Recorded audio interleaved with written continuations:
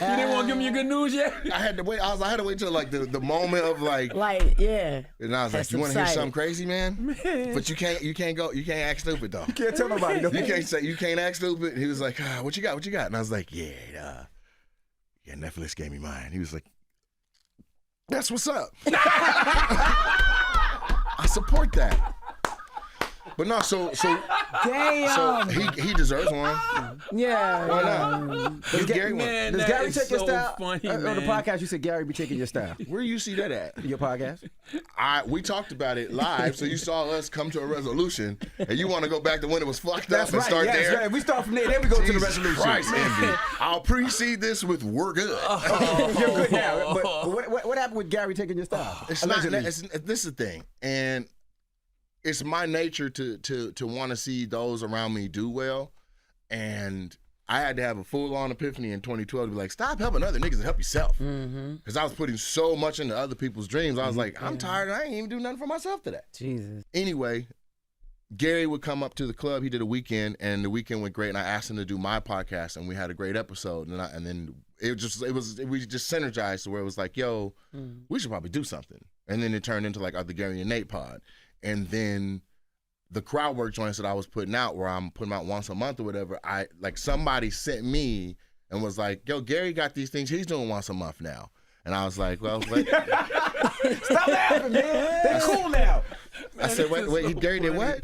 So I didn't say nothing. I just sat on, because we were only filming once a month. So, I have been seeing Gary do more crowd work lately. I'm not going to lie. No, I'm not even joking. I have been seeing him do more crowd work. Yeah, you'll see it on the Explore, it just pops up, right? Yeah. White people always do that to us, though.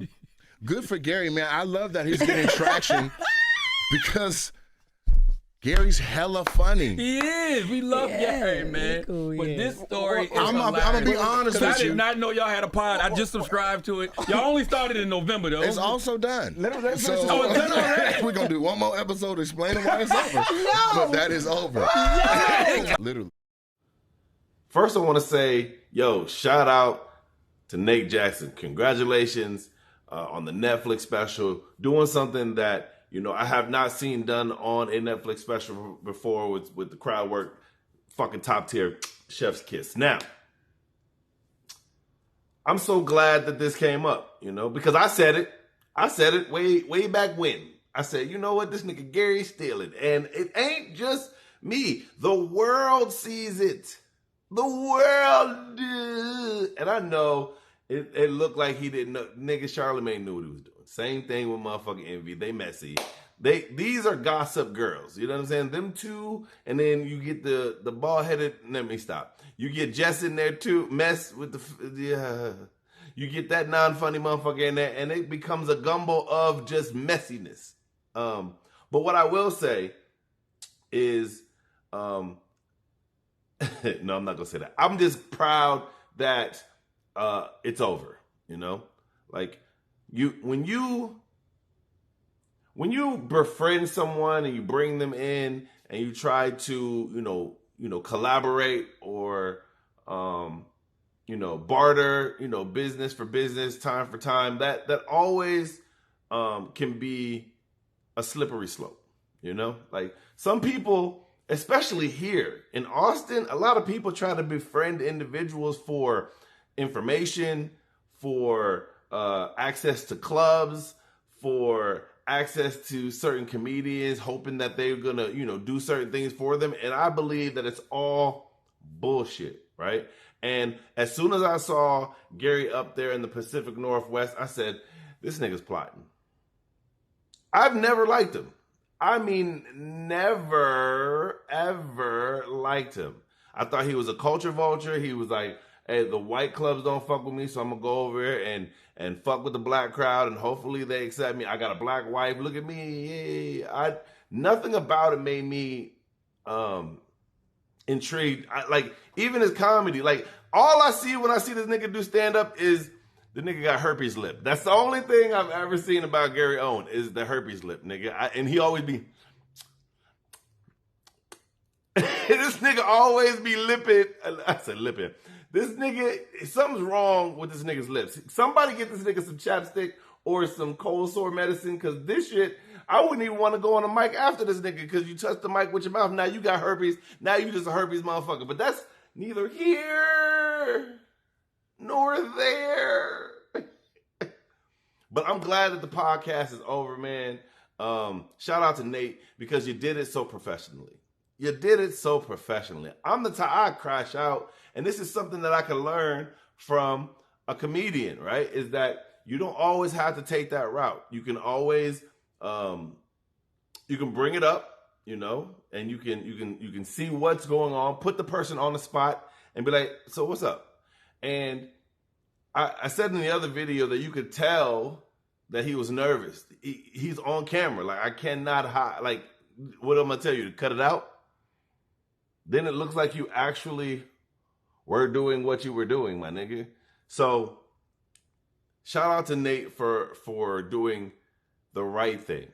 And as I get older, I have learned how to do it differently. When I was younger, I was a hothead. I'd be like, yo, what the fuck? What up?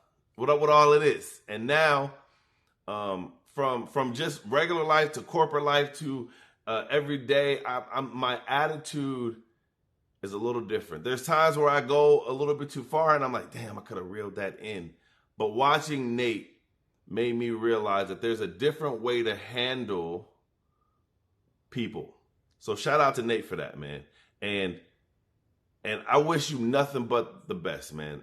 And if I believe that if Gary would have did it differently, I think that it wouldn't, you know, it would be different, right? It would. I really believe it would be different, but because of the way that it unfolded and how it's like you make a recipe and someone's like, so how do you add a little bit of what?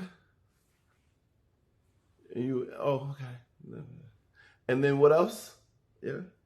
You be like, yeah, and then I got the secret sauce. What's in the secret sauce? You know what I'm saying?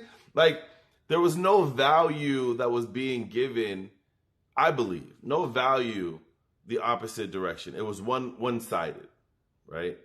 Like, don't get me wrong, he would come to the club and make money for the club, and that would help out the club. So maybe there was a bartering system there. But I do feel like Nate has transcended, and Gary he had hit a plateau. And after dealing with Nate, started to transcend. That's just what I see. And shout out to Nate for being one of those people that are open to give information, because that's how I am, right? I love to educate based off of my own experiences. It's like what I'd say is not going to be the best. My way of how I maneuver isn't going to work for everybody. But if I have information and you ask for that information, I'm okay with giving that information because I feel like there's enough for everybody. If we were like this, especially us, if us were like this, I think we would move a lot further. I think that we have this notion that there can only be one, or I can't give this nigga an opportunity because if I do, it's going to stop my money. And I'm like, you don't do what I do. I don't do what you do.